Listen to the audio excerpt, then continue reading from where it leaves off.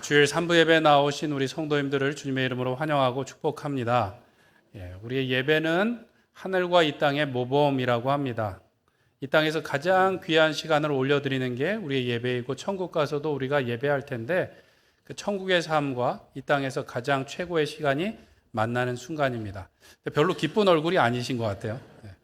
오늘도 하나님께서 우리의 지친 마음과 몸을 새롭게 하실 줄 믿습니다. 여행을 가실 때 보면 언제가 가장 기쁘십니까? 여행을 가서가 기쁘신가요? 여행을 가기 전에가 기쁘신가요? 가기 전에. 감사합니다. 2부 때는 대답을 안 하셨는데 그렇죠. 저도 그렇거든요. 가기 전에 딱 출발하기 전에 버스 안에서 출발하기 전에 공항에서가 제일 마음이 좋은 것 같아요. 가면야 좋죠. 맛있는 것도 먹고 좋은 것도 보니까 좋은데 불편한 것도 있어요. 근데 출발하기 딱 전에는 기대와 설레임만 가득하기 때문에 아마 더 좋은 것 같습니다. 기도를 하면서도 비슷한 것 같아요. 기도 응답이 되면 그 결과로 이루어지는 그 모든 일들도 좋지만 언제가 좋은가? 기도가 응답됐다는 소식을 들을 때가 좋아요. 뭐가 좋은가? 하나님이 내 기도를 들으셨구나라는 그 사실 자체가 좋습니다.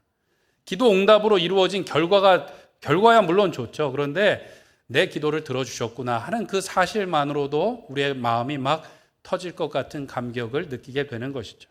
왜 이 말씀을 드리냐 하면 오늘 이스라엘 백성들이 이 시내산에 도착한 사건이 바로 그렇습니다. 하나님께서 약속하셨던 것이 이루어지는 사건이에요. 오늘 1절에 보니까 이스라엘 백성들이 애굽을 떠난 지 3개월 됐을 때 시내 광야에 이르렀고 호렙산 앞에 장막을 쳤다라고 말씀하고 있어요. 굳이 이 여정을 기록한 이유가 무엇인가? 약속이 이루어졌다는 것을 이야기하고 있는 거예요. 그동안에 건조한 광야에서 고생했는데 이제 계곡과 산에 도착해서 쉴만하다라는 말씀이 아니에요. 호렙산이 시내산이 백두산처럼 어마어마한 산도 아니고 나중에 성지순례를 가보면 아시겠지만 그냥 커다란 바위 산입니다. 볼 것이 그렇게 없고 거기서 얻을 것도 별로 없어요. 그냥 다 바위예요. 그런데 그것이 감격스러운 것은 무엇 때문입니까? 하나님께서 약속하셨던 것이 이루어지는 순간이기 때문에 그렇습니다. 출애굽기 3장에 보면 모세가 처음 하나님을 만났을 때 모세가 하나님 저는 안 되겠습니다 라고 이야기했어요. 이스라엘 백성들을 이끌고 가나안으로 들어가라 라고 말했는데 하나님 저는 그럴 만한 사람이 못 됩니다. 시킬 만한 사람, 할 수 있는 사람을 좀 시키세요 라고 거절했죠. 그때 출애굽기 3장 12절에서 하나님께서 이런 약속을 주셨어요. 우리 한번 같이 읽겠습니다. 시작. 하나님이 이르시되 내가 반드시 너와 함께 있으리라. 내가 그 백성을 애굽에서 인도하여 낸 후에 너희가 이 산에서 하나님을 섬기리니 이것이 내가 너를 보낸 증거니라. 아멘. 하나님 저는 자신이 없어요. 저는 할 수 없어요 라고 말할 때 걱정하지 마 내가 너와 함께 할 것이고 반드시 그 일을 이룰 것이야. 그리고 그 증거로서 분명히 이 산에 다시 돌아올 것인데 이스라엘 백성들을 데리고 와서 나에게 예배할 거야 라고 말씀하셨던 그 말씀이 이루어진 거예요. 이스라엘 백성들도 좋았겠지만 누가 제일 감격스러웠을까요? 모세가 감격스러웠겠죠. 모세는 직접 그것을 들었기 때문이에요. 기도가 응답됐을 때 누가 제일 기쁜가? 기도를 제일 열심히 한 분이 감격스러워요. 별로 기쁘지 않는 분들은 기도를 많이 안 한 걸 수 있습니다. 어쨌든 오늘 이 약속이 이루어진 것은 하나님께서 가나안으로 이스라엘 백성들을 이끄실 것이라는 큰 약속에 대한 증표이기도 한 거예요. 하나님이 내가 분명히 너희들을 이끌어서 이 산으로 오게 할 것이야 라는 약속도 이루어졌지만 더 큰 약속이 이루어질 것이라는 것의 증거가 되는 것이죠. 사실 이 약속은 모세에게 처음 준 것이 아닙니다. 아브라함에게 처음 말씀하셨어요. 창세기 15장에 보면 하나님께서 아브라함에게 약속하시고 언약을 맺으셨어요. 재물들을 준비하라고 말씀하시고 반을 갈라놓고 기다리는데 기다려도 하나님께서 임재하지 않으셨어요. 한밤중에 불로 임하사 그 모든 것 가운데 지나시면서 아브라함에게 나타나셨죠. 그리고 그때 언약을 맺어주셨어요. 어떤 언약인가? 너희 백성들이 이방에서 객이되어 400년을 고생하겠지만 큰 재물을 이끌고 4대 만에 이곳으로 다시 돌아오게 될 것이다 라는 약속을 아브라함에게 주셨어요.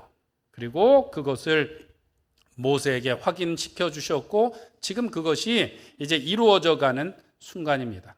그래서 이 앞에 보면 지금까지는 어떤 약속 때문에 여기까지 온 것인가? 아브라함에게 주셨던 약속 때문에 여기까지 온 거예요. 하나님께서 이스라엘 백성들을 설득하실 때, 하나님의 말씀을 전하실 때 너희 조상 아브라함에게 하신 약속이라는 말을 계속 반복하고 있어요.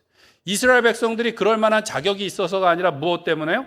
하나님께서 하신 약속 때문에 이스라엘 백성들을 이끄셨고, 이 전에 말씀해 보면 이스라엘 백성들을 내 백성이라고 칭하는 것보다는 회중이라고 칭하는 말들이 더 많이 나옵니다. 그런데 이 시내산에 이르러서 드디어 아브라함과의 약속이 아니라 이스라엘 백성들과 특별한 약속을 다시 맺으시고 특별한 관계를 맺으시는 사건이 일어나게 되는 것입니다.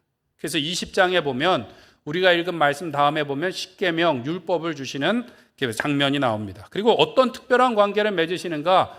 우리가 읽은 말씀 5절 6절에 보면 너희가 모든 민족 중에 내 무엇이 되겠고 소유가 되겠고 6절에 보면 너희를 제사장 나라가 되며 거룩한 백성이 되게 하겠다라고 말씀해 주셨어요.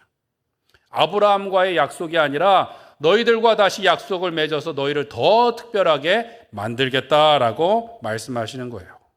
그래서 지난번에 아까 아브라함과 계약을 맺으실 때 어떻게 했다고요? 하나님께서 불로 임재하셨던 것처럼 이제 특별한 계약을 맺기 위해서 시내산에 하나님께서 임재하시는 장면이 나오고 준비하라라는 말씀들이 나옵니다. 그런데 일시적으로 하나님께서 보여주시는 장면들은 구약에서 여러 번 나오나요? 안 나오나요? 나오나요? 안 나오나요? 하나님께서 하나님의 사람들에게 하나님의 영광을 보여주시거나 천사를 보내주신 장면들이 많이 나오죠. 그런데 이 출애굽기에 우리가 읽은 말씀 뒤에 보면 십계명을 주시고 율법을 따라서 무엇을 건설하게 하나요? 성막을 건설하고, 성막을 건설한 이유는 하나님께서 그들 가운데 어떻게 해요? 거하시기 위해서 오시는 거예요. 그들 가운데 거하시기 위해서 강림하시는 사건이 성경에 여러 번 나올까요? 여러 번 안 나올까요? 여러 번 안 나오죠. 신약에 보면 중요한 사건이 있습니다. 누가 오세요? 예수님께서 이 땅에 우리를 위하여 오시는 사건과 비교할 수 있는 대단한 사건이라는 것이죠. 별로 이렇게 감동이 없으신 얼굴인데 하나님께서는 우리를 그렇게 특별하게 만드시고 특별한 은혜로 인도하시는 줄 믿습니다. 이 관계의 기초가 무엇인가? 하나님께서는 모세에게 내가 애굽에서 어떻게 행했는지와 너희를 독수리 날개로 업어 인도한 것을 너희들이 보았지 않냐? 그것을 이스라엘 백성들에게 이야기하고 나와 이 특별한 관계를 맺을 것인지 말 것인지를 전하라고 말씀합니다. 그랬더니 이스라엘 백성들이 그 말씀대로 하겠습니다라고 동의를 했고 그러면 준비해라. 무엇을 준비해요? 하나님과 만날 준비를 해라. 그래서 3일째에 내가 만날 것인데 중요한 게 있습니다. 정결케 하라고 말씀하고 있어요. 거룩하게 하라고 말씀합니다.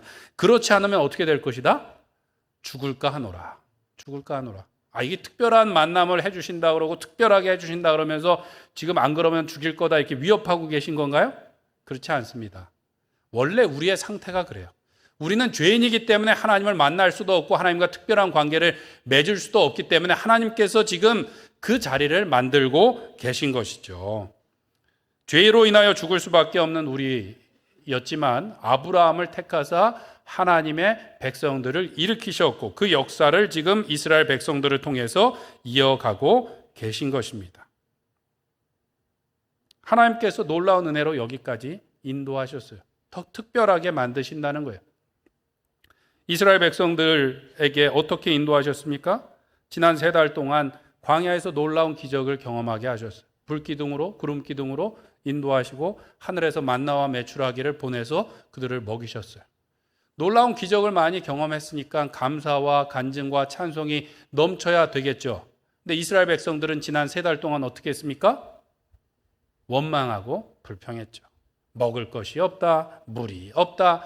우리가 차라리 애굽에서 그냥 편안하게 죽었으면 좋았을 것을 묘자리가 없어서 여기서 죽게 하느냐고 막 모세와 아론을 돌로 칠 것처럼 원망했다라는 것이죠. 그러나 하나님께서 그들을 혼내셨나요? 안 혼내셨나요? 안 혼내셨어요. 안 혼내셨습니다. 하나님께서 말씀하신 것처럼 어미 독수리가 그 자녀를 날개에 업어 인도한 것처럼 하나님께서 인도하셨어요. 더 큰 사랑으로 인도하셨고 지금 이제 뭘 하고 계시는 거예요?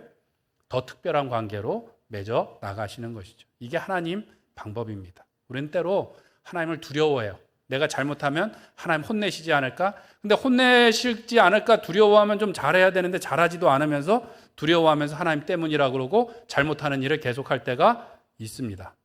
저만 그런가요? 네. 하나님을 두려워한다 그러면서 사실은 우리의 일을 고치지 않아요. 하나님께서 우리를 인도하시는 방법은 더 큰 사랑으로 우리를 고치시고 우리를 특별하게 인도해 나가시는 줄 믿습니다.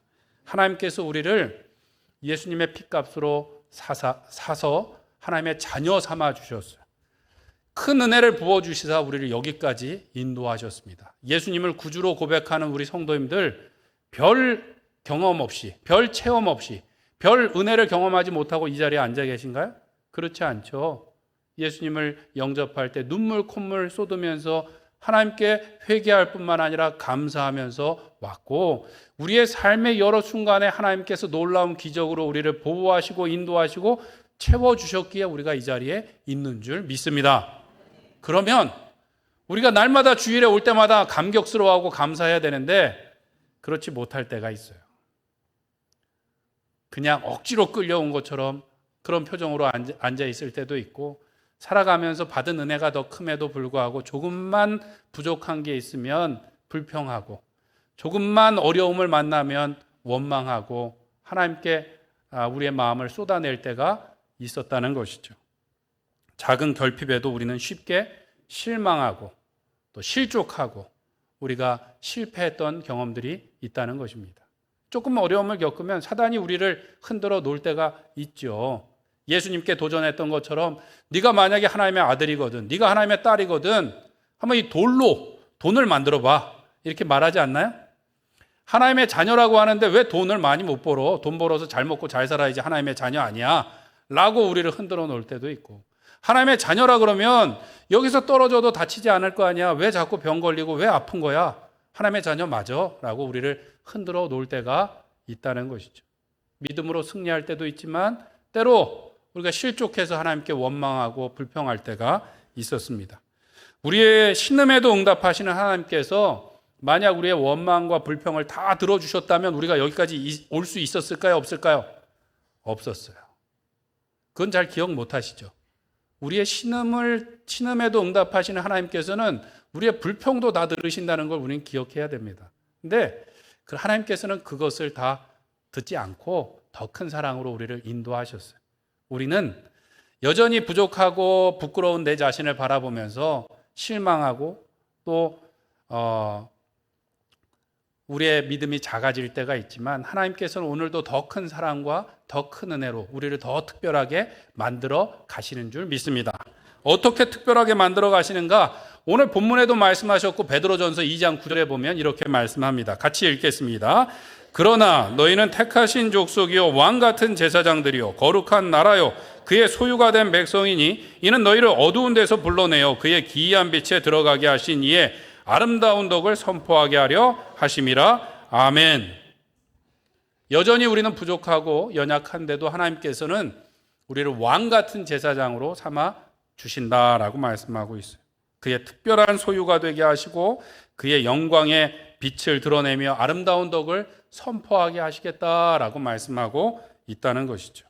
우리는 그 자부심을 가지고 믿음으로 살아가야 될 줄로 믿습니다. 우리는 아직도 부족해요. 그런데 하나님께서는 더 큰 사랑으로 오늘 부어주시고 우리를 더 특별하게 만들어 가시는 줄 믿습니다. 그렇게 하기 위해서 우리가 하나님의 보배로운 자녀라는 것을 믿고 살아가야 되겠습니다. 5절 말씀 같이 읽겠습니다. 시작. 세계가 다 내게 속하였나니 너희가 내 말을 잘 듣고 내 언약을 지키면 너희는 모든 민족 중에서 내 소유가 되겠고. 아멘. 하나님께서는 세계가 다 내게 속하였다라고 말씀합니다. 당연한 이야기를 하세요. 우주 만물을 지으신 하나님께서 다 내 거라고 말씀하세요. 그리고 그 다음에 너희를 내 소유가 되겠다라고 말씀하시는데 이 소유가 되겠다라는 것은 특별한 소유가 되게 하겠다. 보배가 되게 하겠다라는 말씀을 하고 계신 거예요. 그러면 앞에 그 당연한 얘기를 왜 하셨는가? 모든 것이 다 내 거니까 걱정하지 말라는 말씀이에요. 광야를 지나오는 3달 동안 이스라엘 백성들이 어떻게 했다고요? 불평하고 원망했어요. 왜요? 먹을 것이 없다고, 마실 것이 없다고 불평하고 원망했는데 걱정하지 말라는 거예요. 세계가 다 누구에게 속했다? 하나님께 속했다. 너희는 그 중에서 더 특별한 소유가 될 것이다. 보배가 될 것이다. 라고 말씀하고 계신 것이죠. 그런데 우리는 자꾸만 걱정하고 염려하고 그러다가 불평하고 원망합니다. 그래도 안 되면 어떻게 해요? 내가 그 일을 해결하려고 하죠. 무슨 말씀인가 하면 세계가 다 내게 속하였다. 나의 소유이다 라고 말씀하는데 우리는 아니요 하나님, 내가 세계를 소유하고 싶습니다 라고 말하는 것처럼 할 때가 있다는 것이죠. 에리 프롬이라는 학자가 썼던 그 소유냐 존재냐라는 책에 보면 인간에게 정말 중요한 건 생명, 존재라는 거예요. 그렇지 않나요? 생명과 존재가 중요한가요? 돈이 중요한가요? 돈이 중요한가요? 돈이 중요한 것처럼 우리가 착각하면서 할 때가 있는데 생명, 존재가 더 중요하죠. 그런데 사람들이 이상하게도 소유가 자기 존재인 것처럼 착각하면서 살더라는 것이죠. 무엇을 위해서 살아요? 존재를 위해서 살아가는 것이 아니라 더 많이 갖고자, 더 많이 소비하고자 살아갈 때가 있다는 거예요. 소유하는 것이 곧 나인 것처럼 착각한다는 것이죠. 그것은 인간이 죄를 짓고 나서부터 시작된 일이었습니다. 낙원에서는 그 소유에 대해서 걱정할 필요가 있나요? 없나요? 없지요. 낙원에 살았어요. 생명의 근원이신 하나님으로부터 분리되면서부터 우리는 채워지지 않는 결핍을 겪게 되었고, 이전에는 손만 뻗으면 보암직하고 먹음직스러운 탐스러운 열매들이 많이 있었는데 이제는 없어요. 땅이 가시덤불과 엉겅퀴를 내기 시작하고 땀을 흘려야만 그것을 먹게 되었습니다. 하나님의 결핍으로 인해서, 하나님이 부재로 인해서 결핍을 느끼기 때문에 늘 불안해하고 죽음에 대한 두려움 때문에 늘 두려워하며 뭔가를 더 가지려고 하는 거예요. 뭔가를 더 갖고 내가 해결하려고 하고 내가 채우려고 하는데 채워질까요? 안 채워질까요? 안 채워지죠. 하나님이 아닌 것으로는 채워질 수가 없는 것입니다. 그런데도 사단은 내가 하라고 말하는 것이죠. 예수님께 돌로 떡을 만들어서 배고픔을 해결하라고 이야기했고, 세 번째 시험에서 뭐라고 말하나요? 내게 절 한 번만 하면 어떻게 해요? 내가 보여주는 이 세계 만 곳을 다 누구에게 준다고요? 너에게 줄게. 너의 소유가 되게 해줄게. 라고 유혹했죠.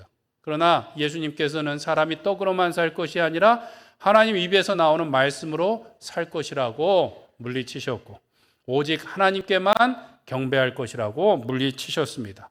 소유가 아니라 하나님으로만 살기로 결단하고 이기셨다라는 것이죠. 우리도 마찬가지입니다. 떡으로 사는 것이 아니라 천지 만물을 지으신 하나님의 말씀으로 우리가 살게 되는 줄 믿습니다. 말씀이 육신이 되어 우리에게 오신 참 생명의 떡이신 예수님으로만 우리가 살아가게 될 줄로 믿습니다. 가끔 우리는 뭔가 아주 더 많이 소유해야만 우리가 존재할 것처럼 착각해요. 뭔가 많이 소유해야만 우리의 마음이 채워질 것으로 착각합니다. 뭔가 많이 소유해야만 사람들에게 인정받고 사랑받을 것으로 생각할 때가 있죠. 명품 백이 남대문 시장에서 파는 그 백보다 그렇게 100배, 1000배 튼튼하고 좋아서 사는 건가요? 아니면 좀 뭔가 자랑하기 위해서 사는 건가요? 없으셔서 잘 모르시는 분들이 계신데, 가방 뭐 크기는 똑같고 요즘에는 뭐 기술이 발달해서 시장에서 파는 가방도 튼튼하지 않습니까? 그런데 우리가 착각하는 것은 명품 옷을 입고 명품 가방을 들고 또 고급 외제차를 타면 어때요? 내가 그렇게 좀 더 존중받고 사랑받는 것처럼 착각할 때가 있다는 것이죠. 그런데 정말 중요한 것은 물건인가요? 사람인가요? 사람이에요. 사람이 자신이 없으면 자꾸 다른 것으로 채우려고 하는 거예요. 오바마 대통령이 미국 대통령에 당선이 되고 나서 처음으로 이제 대중들 앞에 나서는 자리에서 부인이었던 미셸 오바마가 이제 같이 동행을 했습니다. 근데 그 다음날 신문에 난리가 났어요. 제가 미국에 있을 때 막 신문 일면에 그 미셸 오바마 사진이 이렇게 실렸어요. 그리고 막 그 사람이 입었던 옷에다가 막 이렇게 화살표가 돼갖고 설명이 붙었습니다. 왜 그랬는가? 대통령 영부인이 처음 나서는 자리에서 H&M이라고 매우 저가 브랜드의 원피스를 입고 나타났던 거예요. 그리고 액세서리도 그 회사의 제품이었습니다. 사람들이 역시 사람의 수준이 낮구나라고 책망했을까요? 아니면 칭찬받았을까요? 어떻게 아세요? 칭찬받았죠. 칭찬받았습니다. 역시 사람이 명품이구나라고 칭찬을 받았어요. 옷이 아니라 누가 명품이에요? 사람이 명품이었다는 것이죠. 그런데 우리는 소유가 우리를 말해줄 것으로 착각해요. 그리고 뭔가 소유를 통해서 다른 사람의 사랑과 인정과 존중을 받길 바라는데 그것이 보장한다고요? 안 한다고요? 안 한다는 거예요. 왜 대답을 안 하시죠? 우리의 소유가, 우리의 물건이 우리에게 사랑을 가져다 주거나 인정을 가져다 주거나 존중을 가져다 주지 않는다라는 것입니다. 우리에게 정말 필요한 것은 하나님이에요. 그리고 하나님의 사랑이 필요합니다. 무엇을 먹느냐가 중요한 것이 아니라 누구와 함께 먹느냐가 중요하고 큰 집에 거하는 것보다는 누구와 함께 거하느냐가 우리에게 중요하다는 것이죠. 사람은 관계, 공동체로 지음받았기 때문에 그 관계를 통해서 기쁨과 행복을 누리고 그 관계 안에서 우리의 인격과 우리의 신앙이 판단되어지는 거예요.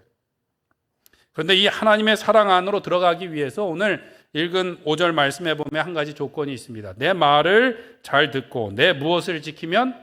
언약을 지키면 너희가 내 소유가 되겠다, 내 보배가 되겠다라고 말씀하세요. 이 조건이 달린 게 왜 그렇습니까? 우리는 죄로 인하여 죽을 수밖에 없는 죄인들이기 때문에 하나님의 거룩하신 하나님께 가기 위해서 우리도 거룩해야 되는 거예요. 하나님의 소유가 되기 위해서 다른 것들과 구별되어야 되기 때문에 하나님께서 내 계명을 지키면 내 소유가 되겠다라고 말씀해 주셨다라는 것이죠. 그것이 왜 필요한지 오늘 본문에 나옵니다. 하나님께서 3일 후에 그들 가운데 강림하실 것이라고 말씀하는데 그들로 정결케 하라고, 거룩하게 하라고, 그렇지 않으면 어떻게 될 거라고요? 죽임을 당할까 하노라 걱정을 하세요. 염려하세요. 왜요? 우리는 죄인이기 때문에 하나님과 만나기 위해서는 준비가 되어야 되는 것이죠. 하나님처럼 거룩해져야만 되는 것입니다. 성경에서도 누가 하나님을 볼 수 있는가? 마태복음 5장 8절에 보면 마음이 청결한 자는 복이 있나니 저희가 하나님을 볼 것이며 라고 말씀하고 있어요. 청결하다는 게 무엇입니까? 하나님의 말씀을 따라 행하는 것. 죄를 범하지 않는 사람이 마음이 청결하다고 할 수 있겠죠. 그럼 누가 하나님의 사랑을 받고 누가 하나님을 가까이 만나는가? 요한복음 14장 21절에 보면 이렇게 말씀합니다. 우리 같이 읽겠습니다. 시작. 나의 계명을 지키는 자라야 나를 사랑하는 자니 나를 사랑하는 자는 내 아버지께 사랑을 받을 것이요 나도 그를 사랑하여 그에게 나를 나타내리라. 아멘. 명품 옷을 입고 온다고 하나님께서 예배 자리에서 참 잘하고 왔다 칭찬해 주시는 것이 아니라 내 계명을 지키는 자라야 하나님을 사랑하고 또 하나님께 사랑을 받고 그에게 나를 어떻게 한다고요? 나타낼 것이라고, 가까이 할 것이라고 약속해 주셨습니다. 우리는 사랑받길 바라고 존중받길 바라고 높임받길 바라는데 누구 안에서만 그것이 가능합니까? 하나님 안에서. 하나님의 말씀을 따라 살 때 우리가 정말로 명품 하나님의 자녀들이 될 줄로 믿습니다. 하나님을 떠난 인간은 늘 이 결핍을 채우길 바라요. 인정받고 싶고 사랑받고 싶고 높임받고 싶은데 다른 소유로는 그것을 채울 수가 없습니다. 왜냐하면 인간의 욕심은 우주로도 채울 수가 없대요. 끝이 없다는 말이에요. 인간의 욕심은 끝이 없대요. 그런데 그럼 무엇으로 채워야 될까요? 우주로도 못 채우는 것을 무엇으로 채울까요? 우주보다 큰 걸로 채우면 되겠죠. 우주보다 크신 하나님으로만 우리의 심령이 채워지고 만족해 되고 안전하게 될 줄로 믿습니다. 그래서 하나님의 아들이신 예수님께서 이 땅에 오셨을 때 공생애를 시작하시기 전에 세례 요한에게 가서 세례를 받으셨어요. 죄인이 아니지만 죄인의 대표가 되기 위해서 세례를 받으셨습니다. 그때 하늘이 열리고 성령이 비둘기와 같이 예수님께 충만하게 임하셨어요. 그리고 또 한 가지 사건이 있었습니다. 무엇입니까? 우레와 같은 소리로 하나님 아버지께서 뭐라고 말씀해 주셨을까요? 이는 내 사랑하는 아들이요 내 기뻐하는 자다 라고 사람들에게 칭송받은 것이 아니라 누구에게? 하나님 아버지가 우레와 같은 소리로 이가 내 사랑하는 아들이요 내 기뻐하는 자라고 크게 외쳐주셨다라는 것이죠. 사람들의 말이 좋을까요? 하나님의 말씀이 좋을까요? 하나님의 말씀을 들어야 될 줄로 믿습니다. 그래서 학자들은 예수님께서 이 땅에서 모진 고문과 고통과 조롱과 침뱉음을 어떻게 견디실 수 있었는가? 그 우레와 같은 하나님의 말씀을 듣고 하나님의 인정을 받고 그 모든 것을 참으셨으리라고 우리가 해석을 합니다. 이 땅을 살아가는 우리도 마찬가지입니다. 다른 것으로 우리의 마음을 채우고 다른 것으로 우리가 인정받고 다른 것으로 우리가 사랑받길 바라는 것이 아니라 하나님의 특별한 소유로서 하나님의 말씀을 따라 그 사랑 안에 거하시는 우리 성도님들 되시길 간절히 축원드립니다. 소유로서 우리가 인정받고 또 다른 사람에게 사랑받길 바라는 것이 아니라 오늘도 하나님의 말씀에 순종함으로 하나님께 인정받고 거룩한 백성으로 살아가시는 우리 성도님들 되시길 축원합니다. 두 번째로 우리는 하나님의 거룩한 제사장들로서 살아가야 되겠습니다. 6절 말씀을 같이 읽겠습니다. 시작. 너희가 내게 대하여 제사장 나라가 되며 거룩한 백성이 되리라. 너는 이 말을 이스라엘 자손에게 전할지니라. 아멘. 하나님께서는 이스라엘 백성들에게 제사장 나라가 될 것이다 라고 말씀하셨어요. 제사장은 특별한 소유된 백성들 중에서도 조금 더 어때요? 특별해 보이지 않나요? 제사장이 특별해 보이지 않나요? 왜 특별합니까? 하나님과 이스라엘 백성들 사이에 거하게 되는 거예요. 다른 사람들보다 더 가까이 하나님께 가는 것이죠. 그래서 특별하고 중간에 역할을 하는데 어떤 역할을 하는가? 죄로 인하여 죽을 수밖에 없는 인간의 죄를 해결하시는 하나님의 역사에 그 중보자 역할을 하고 또 하나님의 축복을 전하는 중보자 역할을 하기 때문에 더 특별한 것이죠. 모든 백성들보다 더 특별할 뿐만 아니라 중요한 임무를 맡겨주셨습니다. 어깨가 올라가야 될까요? 내려가야 될까요? 좀 쉬고 싶은데 이상한 걸 맡겨주셨구나 이렇게 해야 될까요? 아니면 이렇게 어깨가 쓱 올라가야 될까요? 별로 이렇게 좋지 않으신가 봐요. 하나님께서 특별하게 만들어 주셨다니까요. 많은 사람들 가운데 먼저 불러주셨다니까요. 많은 사람들 가운데 더 큰 은혜를 누리고 전할 수 있도록 우리를 불러주셨다는 말씀이에요. 인간은 죄로 인하여 죽을 수밖에 없는데 하나님께서 이 문제를 해결하기 위해서 이제 제사장 제도를 세우셨고 온전한 단번에 영원히 이 죄의 문제를 해결하신 제사장이 오실 때까지 그 일을 감당하게 하셨다는 것이죠. 완전한 제사를 드리신 제사장은 누구십니까? 예수님. 예수님이 우리의 죄를 담당하셨는데 우리에게도 그 일들을 맡겨주셨어요. 왜요? 나중에 그 아들 예수님과 동일한 상급과 유업을 받도록 우리에게 특별하게 그 임무를 맡겨주셨다라는 것입니다. 나 혼자 복 받는 것도 좋지만 더 좋은 것은 무엇인가? 이 복을 전하는 거예요. 내가 갖는 것도 좋지만 선물을 받는 것도 좋지만 더 좋은 건 뭐예요? 선물을 전하는 거예요. 아멘이 별로 안 나요. 우리 권사님 한 분만 아멘 하시는데 왜 그런가? 아까 인간의 마음은 끝이 있어요, 없어요? 욕심은 없어요. 자꾸 소유하고 내가 갖는 것도 좋을 수 있는데 끝이 없어요. 그런데 정말로 이 만족의 한계가 없는데 정말 더 좋은 만족은 무엇인가? 우리가 나누고 베풀고 섬길 때 그 사랑을 경험하는 것, 그 기쁨을 경험하는 데는 한계가 없이 마치 핵폭발처럼 하나님의 기쁨을 우리가 소유하게 될 줄로 믿습니다. 왜 그런가?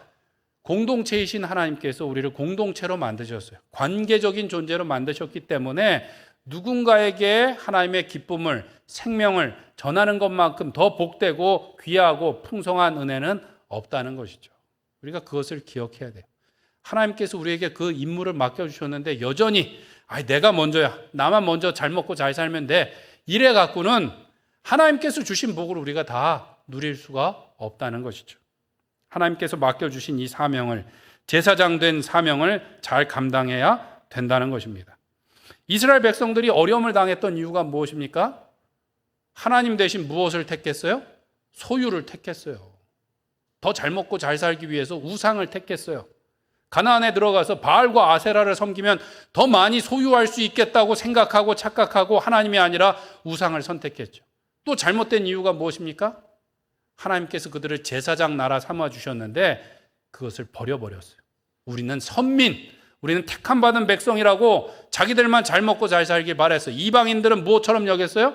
개처럼 여기고. 이방인들뿐만 그랬나요? 가난하고 힘없는 사람들을 압제하고 그들을 핍박했기 때문에 하나님의 심판을 받았다라는 것이죠. 제사장 된 그 직분을 버렸기 때문에 하나님께 심판을 받았습니다. 그러면서도 로마 지배를 받았고 바벨론에 멸망하고 페르시아의 지배를 받고 그리스의 지배를 받고 로마의 지배를 받았음에도 불구하고 지난주 본문에 보면 우리는 한 번도 종된 적이 있다 없다? 없다라고 착각하고 있어요. 그 말은 뭐예요? 우리는 지금까지 그 종교적인 신념을 가지고 잘 살아왔다는 거예요. 주인지 그렇게 많이 바뀌었는데 성적표가 그런데 아니야 나는 잘해왔어 라고 착각하면서 살고 있고 지금도 그러고 있는 것이죠. 지금도 그러고 있는 거예요. 그런데 하나님께서 우리에게 주신 축복은 나누고 베풀면 더 많은 것을 얻게 되는 줄로 믿습니다. 슬픔은 나누면 반이 되고 기쁨은 나누면 배가 된다고 하지 않습니까? 사랑은 나누면 제곱이 되는 것 같아요. 제곱이 되고 또 나누면 그것에 제곱이 되고 해서 마치 핵폭발이 일어나는 것처럼 하나님의 놀라운 은혜와 사랑을 우리가 경험하게 되는 줄 믿습니다. 우리나라는 2차 세계대전이 끝나고 6.25가 끝나고 세계 최빈국 중에 하나였어요. 가난한 나라 중에 하나였는데 하나님께서 복을 주셔서 지금은 세계 10대 경제 대국이 되었고 여전히 우리는 우리나라 못 살겠다, 이민이나 가야 되겠다 생각하는데 외국 나가보시면 알아요. 우리나라가 얼마나 좋은지. 나라를 위해서 기도해야 됩니다. 하나님께서 여전히 복을 주시사 K문화가 전파되고 세계 나라 사람들이 막 한국말을 하게 되고 하나님께서 복 주셨기 때문이라는 거예요. 왜 복 주셨는가? 잘나고 똑똑한 사람들 때문이 아니라 못 배우고 힘없지만 그 낡은 예배당을 지키며 새벽마다 기도하신 우리의 믿음의 선배들 때문인 줄 믿습니다. 또 한 가지는 우리나라가 이 제사장 나라의 사명을 잘 감당했기 때문이야. 1800년대 말에 선교사님들 통해서 우리나라에 복음이 들어왔어요. 1884년도에 알렌 선교사님이 공식적으로 들어오고 나서 우리나라 교회가 언제 해외 선교사를 파송했는가? 1902년에 파송했대요. 아직 기독교가 그렇게 확장되지도 않았는데 1902년에 하와이로 선교사를 파송하고 1907년 평양신학교의 졸업생이 나오면서부터 제주도로 중국으로 러시아로 선교사를 파송하기 시작했다는 것이죠. 일제강점기와 또 6.25 전쟁이 있었지만 경제가 살아나면서 1980년대에는 1000명의 선교사, 1000명대 선교사, 1990년대에는 10,000명의 선교사, 2012년 통계에 의하면 24,000명이 넘는 선교사가 우리 대한민국 교회에서 파송이 됐다는 것이죠. 별로 놀라질 않으시네요. 미국 다음으로 많은 숫자입니다. 미국 다음으로. 나라는 미국의 한 개 주보다도 작은 코딱지만한 나라에서 선교사를 미국만큼 많이 파송을 한 나라가 우리나라라는 거예요. 하나님께서 왜 복을 주셨는가? 왜 여전히 하나님께서 우리나라에게 복을 주시는가? 복음 전하라고 하나님께서 우리에게 복을 주시는 줄 믿습니다. 사랑하는 성도 여러분, 하나님께서 우리를 왕 같은 제사장으로 삼아 주셨어요. 그냥 우리만 잘 먹고 잘 사는 것도 좋은데 그건 아주 한계가 있어요. 그런데 정말 한계가 없는 복을 우리에게 주셨어요. 왕 같은 제사장으로 생명을 전하고 복음을 전하고 복을 선포하기 위해서 우리를 부르셨다라는 것이죠. 왜 직장에 가서 열심히 일하십니까?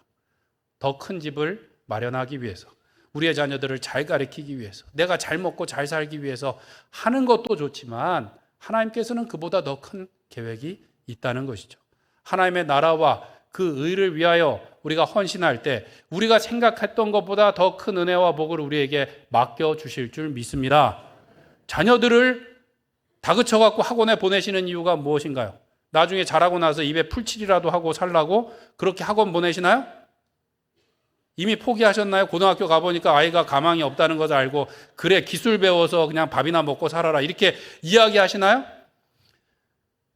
우리의 마음은 그럴지 몰라도 하나님의 생각은 그렇지 않습니다. 하나님께서는 우리의 자녀들이 세계 만곳에 가서 왕 같은 제사장으로 하나님의 아름다운 덕을 선포하기를 바라시는 줄로 믿습니다.